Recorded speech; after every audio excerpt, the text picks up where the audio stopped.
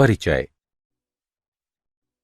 बच्चों, आज हम अम्लीय, क्षारीय व उदासीन विलयन को पहचानने के लिए एक प्रयोग करेंगे। ठीक है सर। सबसे पहले एक बूंद विलयन नीले लिटमस पेपर पर डालें। यदि ये लाल हो जाता है तो इसका अर्थ है कि ये अम्लीय व्यवहार प्रदर्शित करता है। इसके बाद विलयन की एक बूंद लाल लिटमस पेपर पर डालें। यदि ये नीला हो जाता है तो ये क्षारीय व्यवहार को प्रदर्शित करता है। और अंत में हम तीसरे समाधान के लिए परीक्षण करेंगे, जिसमें रंग अपरिवर्तित रहता है, जिसका अर्थ है कि विलयन उदासीन है, अर्थात हम कह सकते हैं कि साम्यावस्था में है। सर, ये साम्यावस्था क्या है? साम्यावस्था वो स्थिति होती है जिसमें क्षार के अणुओं की संख्या अम्ल के अणुओं की संख्या के बराबर हो जाती है। आइए इस बारे में और अधिक जानें। इस पाठ में आप भौतिक और रासायनिक साम्यावस्था के बारे में अध्ययन करेंगे।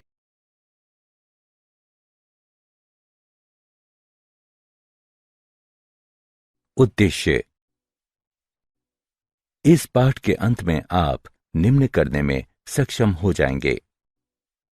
विलयन में आयनीय साम्यावस्था का वर्णन करना, अम्ल, क्षार व लवण की अवधारणा की चर्चा करना, पीएच स्केल का वर्णन करना, अम्ल शक्ति को प्रभावित करने वाले कारकों की चर्चा करना, लवणों के जल अपघटन और उनके विलयन के पीएच की चर्चा करना, बफर विलयन का वर्णन करना, विलयता गुणनफल स्थिरांक को परिभाषित करना।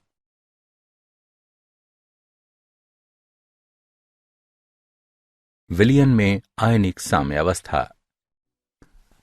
सोडियम क्लोराइड जैसे पदार्थ का जलीय विलयन सल्फ्यूरिक अम्ल इत्यादि में से विद्युत का प्रवाह होता है, जबकि शर्करा, यूरिया इत्यादि के जलीय विलयन में से विद्युत का प्रवाह नहीं होता है। वे पदार्थ जिनमें से होकर विद्युत का प्रवाह होता है विद्युत अपघट्य यानी इलेक्ट्रोलाइट कहलाते हैं, जबकि जिन पदार्थों से होकर विद्युत का प्रवाह नहीं होता है वे विद्युत अनपघट्य यानी नॉन इलेक्ट्रोलाइट कहलाते हैं। वे विद्युत अपघट्य जो अपने विलयन में लगभग पूर्ण रूप से आयनीकृत हो जाते हैं प्रबल विद्युत अपघट्य कहलाते हैं, और वे विद्युत अपघट्य जो अपने विलयन में अपूर्ण रूप से आयनीकृत होते हैं दुर्बल विद्युत अपघट्य कहलाते हैं। वो साम्यावस्था जिसमें जलीय विलयन में आयन संबद्ध होते हैं आयनिक साम्यावस्था कहलाती है।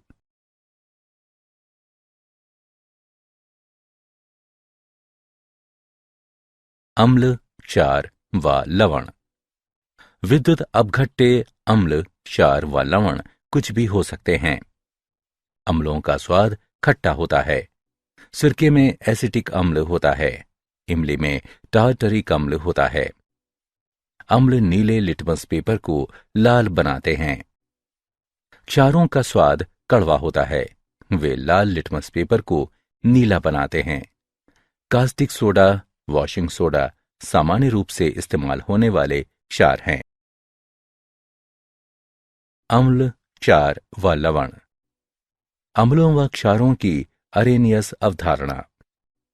अम्ल वह पदार्थ है जो जल में मिलाए जाने पर H+ आयनों की सांद्रता में वृद्धि करता है, जबकि क्षार वह पदार्थ है जो जल में मिलाए जाने पर OH- आयनों की सांद्रता में वृद्धि करता है। HCl और HNO3 जैसे अम्ल जो कि जलीय विलयन में लगभग पूर्ण रूप से आयनीकृत हो जाते हैं प्रबल अम्ल कहलाते हैं, जबकि CH3, COOH जैसे अम्ल जो पूर्ण रूप से आयनीकृत नहीं होते हैं दुर्बल अम्ल कहलाते हैं। इसी प्रकार जो क्षार जलीय विलयन में लगभग पूर्ण रूप से आयनीकृत हो जाते हैं प्रबल क्षार कहलाते हैं, जैसे NaOH और KOH। NH4OH जैसे क्षार जो कि आंशिक रूप से आयनीकृत होते हैं, दुर्बल क्षार कहलाते हैं। H+ आयन इलेक्ट्रॉन की हानि से निर्मित होता है, इसलिए ये एक साधारण प्रोटॉन है और स्वतंत्र रूप से विद्यमान नहीं रह सकता है। इसलिए ऐसा माना जाता है कि ये H3O+ के रूप में जल के साथ संयोजन में जल मिश्रित स्वरूप में विद्यमान रहता है। H3O+ आयन हाइड्रोनियम आयन कहलाता है। इसी प्रकार हाइड्रोक्सिल आयन जल मिश्रित होकर H3O2- आयन बनाता है।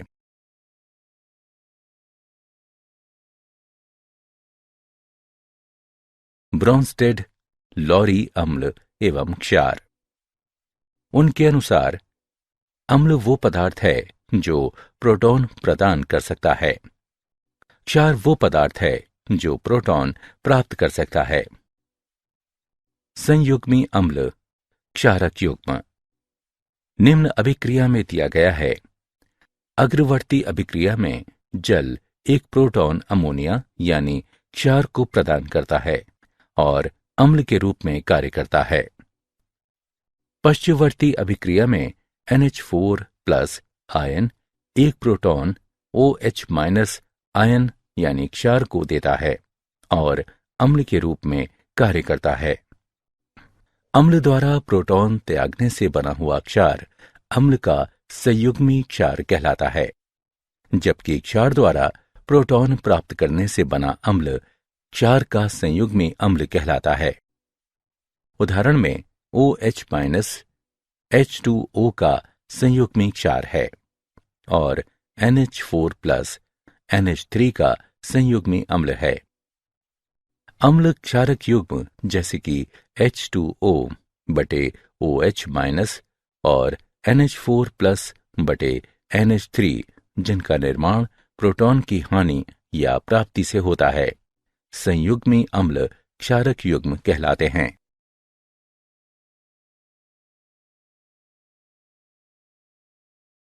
उदाहरण निम्न ब्रोंस्टेड क्षारों के लिए संयुग्मी अम्ल लिखें। H2O NH3 और C2H 5OH। विलयन संयुग्मी अम्ल का निर्माण क्षार से प्रोटॉन की प्राप्ति से होता है। इस तरह दिए गए क्षारों के लिए संयुग्मी अम्ल निम्न हैं। H2O के लिए संयुग्मी अम्ल H3O+ है। NH3 के लिए संयुग्मी अम्ल NH4+ है। C2H5OH के लिए संयुग्मी अम्ल C2H5OH2+ है।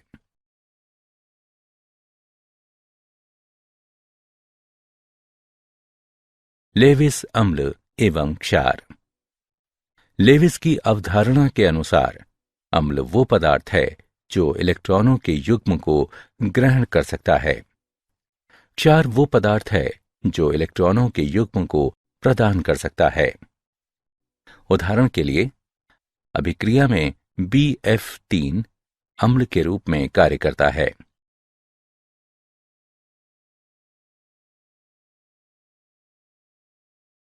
अम्लों एवं क्षारों का आयनन। जल और इसके आयनिक उत्पादों का आयनन स्थिरांक।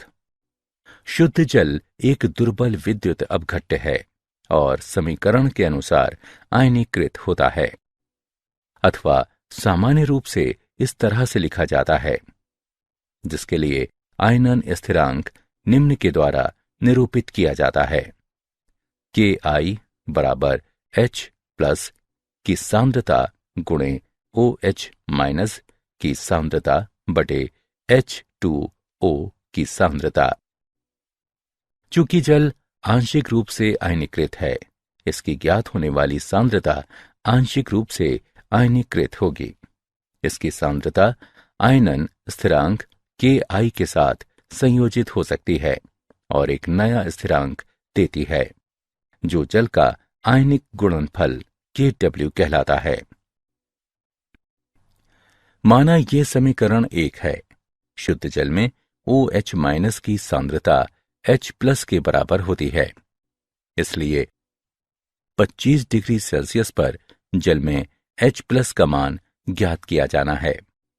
इस तरह 25 डिग्री सेल्सियस पर आयनिक गुणनफल का मान बराबर है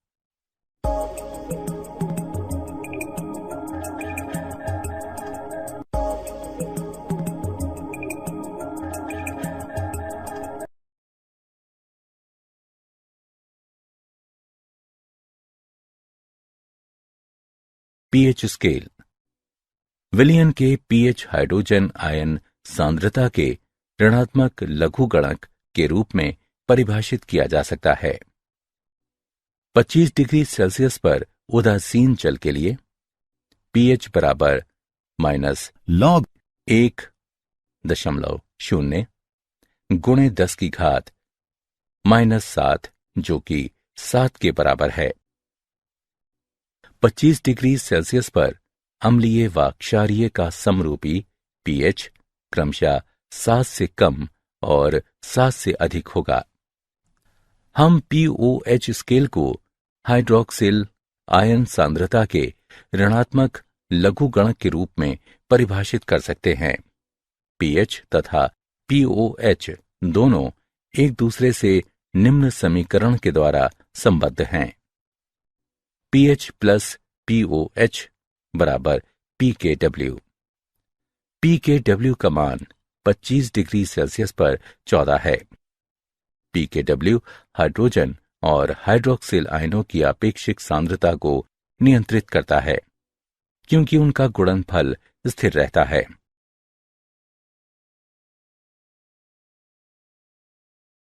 दुर्बल अम्लों का आयनन स्थिरांक। दुर्बल अम्ल HX के विषय में विचार करें जो कि जलीय विलयन में आंशिक रूप से आयनीकृत होता है और इसे HX की आरंभिक सांद्रता के रूप में निरूपित किया जा सकता है जो माना कि C है। माना आयनन परिवर्तन का प्रसार अल्फा है तो HX साम्य सांद्रता C- अल्फा है। H3O+ साम्य सांद्रता प्लस C अल्फा है तथा X- साम्य सांद्रता प्लस C अल्फा है।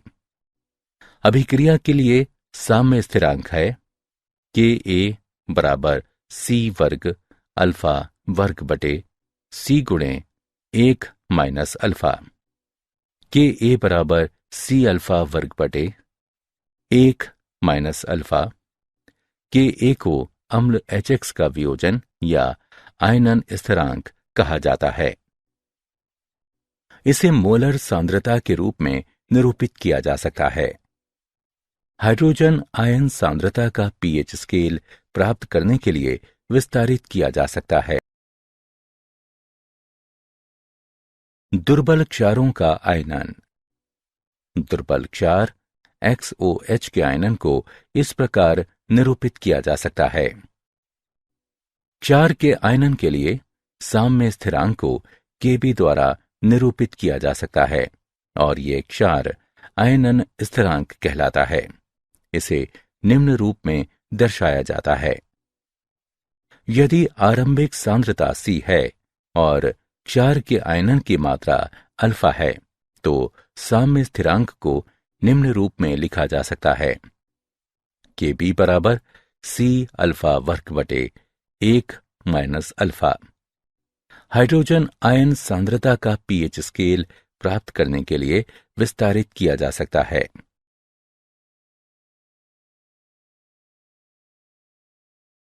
Ka और Kb के मध्य संबंध।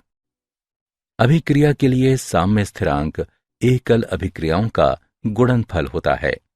इसे निम्नानुसार प्रदर्शित किया जा सकता है। Knet बराबर K1, K2, K3 इत्यादि। संयुग्मी अम्ल क्षारक युगल के लिए Ka Kb बराबर Kw।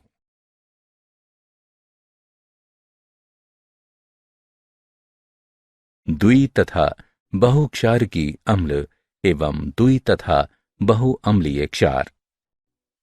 वे अम्ल जिनके एक अणु में से एक से अधिक आयनन योग्य हाइड्रोजन परमाणु होते हैं, बहुक्षारकीय अम्लों के रूप में जाने जाते हैं। द्विक्षारकीय अम्ल H2M के लिए माना ये अभिक्रिया 1 है, माना ये अभिक्रिया 2 है। अभिक्रिया 1 के लिए साम्य स्थिरांक निम्न है। Ka1 को प्रथम आयनन स्थिरांक कहा जाता है। अभिक्रिया 2 के लिए साम्य स्थिरांक निम्न है। Ka2 को द्वितीय आयनन स्थिरांक कहा जाता है। स्थिर वैद्युत बल अधिक होने के कारण Ka1 Ka2 से बड़ा है।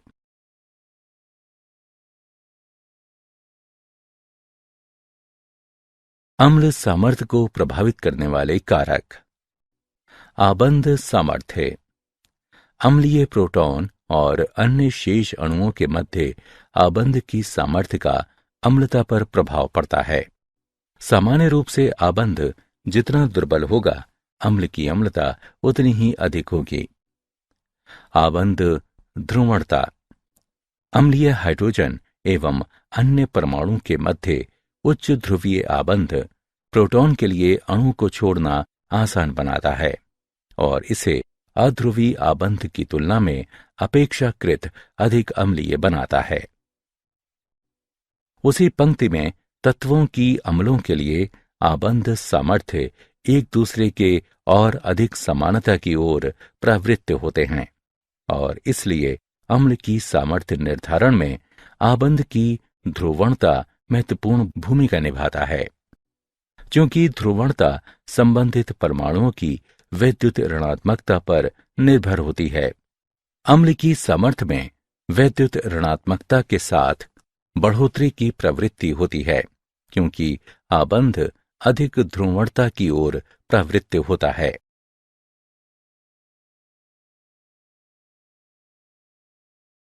अम्लों एवं क्षारों के आयनन में उभयनिष्ठ आयन प्रभाव। उभयनिष्ठ आयन प्रभाव किसी आयनिक साम्य में वो विस्थापन है जो किसी ऐसे विलय के मिलाए जाने के कारण है जो वो आयन प्रदान करता है जो साम्यावस्था में भूमिका निभाता है। एसिटिक अम्ल HC2H3O2 पर विचार करें। यदि हम इस विलयन में जलीय HCl मिलाएं, हम जानते हैं जलीय HCl प्रबल अम्ल है। ये जलीय HCl आयन प्रदान करता है जो एसिटिक अम्ल आयनन के लिए समीकरण में दाएं पक्ष में उपस्थित है। ली चैटेलियर के सिद्धांत के अनुसार साम्य संयोजन बाईं ओर स्थानांतरित हो जाएगा। एसिटिक अम्ल के आयनन की मात्रा में एक प्रबल अम्ल के मिलाए जाने पर कमी आती है। एसिटिक अम्ल के आयनन में जलीय HCl द्वारा ये कमी उभयनिष्ठ आयन प्रभाव का एक उदाहरण है। लवणों का जलापघटन तथा उनके विलयनों का pH। जलापघटन वह प्रक्रिया है जिसमें जल लवण से अभिक्रिया करके अम्ल एवं क्षार बनाता है। दुर्बल अम्ल एवं प्रबल क्षार वाला लवण। लवण MX का जलापघटन इस प्रकार का है। MX के विलयन में प्रबल क्षार MOH का पूर्ण वियोजन होता है, जबकि दुर्बल अम्ल HX लगभग अवियोजित रहता है। इस प्रकार के विलयन का pH 7 से अधिक होता है। लवणों का जलापघटन एवं उनके विलयनों का pH। प्रबल अम्ल एवं दुर्बल क्षार का लवण। लवण MX का जलापघटन इस प्रकार का है। MX के विलयन में प्रबल अम्ल HX का पूर्ण वियोजन होता है, जबकि दुर्बल क्षार MOH लगभग अवियोजित रहता है। इस प्रकार के विलयन में pH 7 से कम होता है। दुर्बल अम्ल एवं प्रबल क्षार वाला लवण। लवण MX का जलापघटन इस प्रकार का है। एमिक्स विलयन में दुर्बल अम्ल और दुर्बल क्षार दोनों आंशिक रूप से अवियोजित स्वरूप में रहते हैं। इस प्रकार के विलयन का पीएच निम्न है। पीएच बराबर 7 + 1/2 गुणे pKa माइनस pKb। यदि pKa माइनस pKb का मान pH 7 से अधिक है व धनात्मक है, और यदि pKa माइनस pKb का मान pH 7 की अपेक्षा कम है व ऋणात्मक है।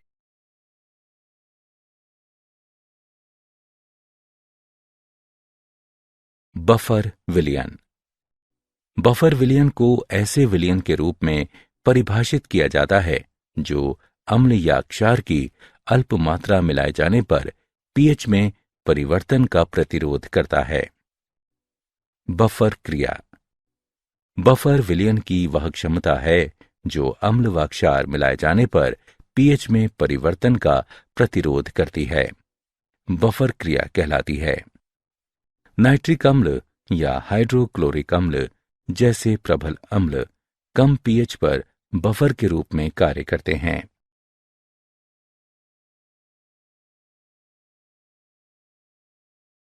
अल्प विलय लवणों की विलयता साम्य। किसी विलयन में विलयता लवण की लैटिस एंथैल्पी यानी पूर्णोष्म तथा आयनों की विलायक योजन एंथैल्पी पर निर्भर करती है। विलयता गुणनफल स्थिरांक। किसी अल्प विलय लवण के लिए जो साम्य अवस्था स्थापित करने के लिए वियोजित होता है। विलयता गुणनफल स्थिरांक को निम्न रूप में परिभाषित किया जा सकता है। इलेक्ट्रोलाइट सूत्र में जहां AY+ व BX- संबंधित धनात्मक एवं ऋणात्मक आयनों को निर्दिष्ट करते हैं और X व Y इन आयनों की संख्या को निरूपित करते हैं। इसलिए दिए गए तापमान पर किसी अल्प विलय लवण के विलयता गुणनफल को संतृप्त विलयन में इसके आयनों की सांद्रता का गुणनफल के रूप में परिभाषित किया जा सकता है, जिसमें प्रत्येक सांद्रता पद की घात विद्युत अपघटनों के वियोजन को प्रदर्शित करने वाले समीकरण में आने वाले आयनों की संख्या की आवृत्ति के बराबर होती है। लवण की विलयता ज्ञात होने पर इसके विलयता गुणनफल की गणना की जा सकती है। उदाहरण के लिए मान लें AB लवण है। किसी विशिष्ट तापमान पर इसकी विलयता S मोल प्रति लीटर है। लवण के S के मोल आयनीकृत होकर A+ के S मोल तथा B- के S मोल देते हैं।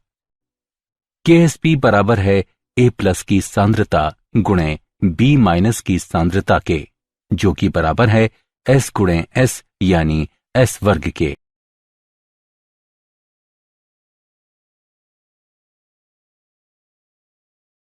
आयनिक लवणों की विलयता पर उभयनिष्ठ आयन प्रभाव। यदि NaCl विलयन में AgCl विलयन मिलाया जाए जिनमें उभयनिष्ठ आयन के रूप में Cl- है, तो AgCl की विलयता कम हो जाएगी, क्योंकि NaCl से Cl- निकलकर Ag+ के साथ संयोजित होकर बनाता है। इसी प्रकार यदि इसके एक आयन की सांद्रता में कमी आती है तो दोनों आयनों की सांद्रता बढ़ाने के लिए एक बार पुनः KSP बराबर QSP होने तक अधिक लवण वियोजित होगा। ये इसके लिए भी लागू होता है जो कि NaCl विलयन में HCl का इस्तेमाल करते हुए Cl- द्वारा अवक्षेपित होता है।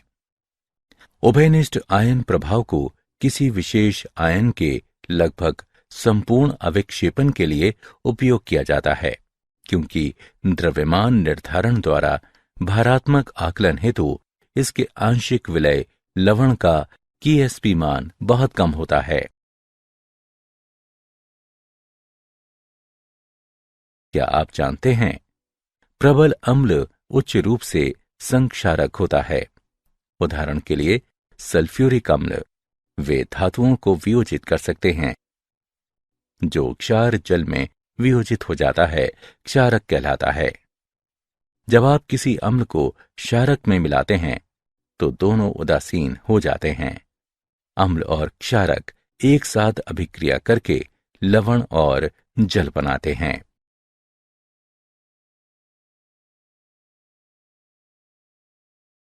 सारांश।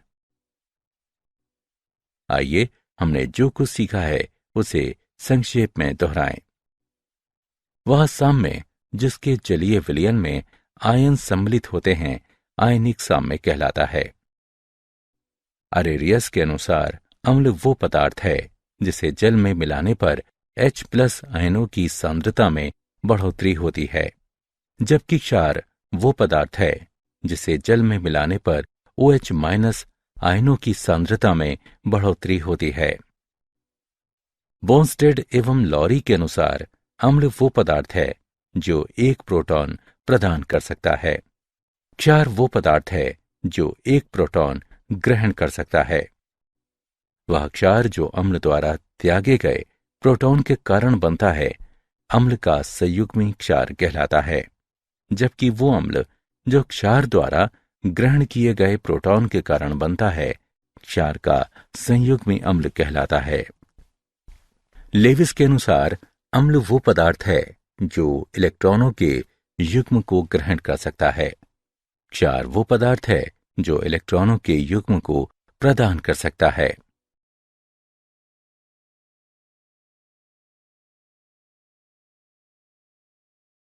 किसी विलयन के पीएच को हाइड्रोजन आयन की सांद्रता के ऋणात्मक लघुगणक के रूप में परिभाषित किया जा सकता है।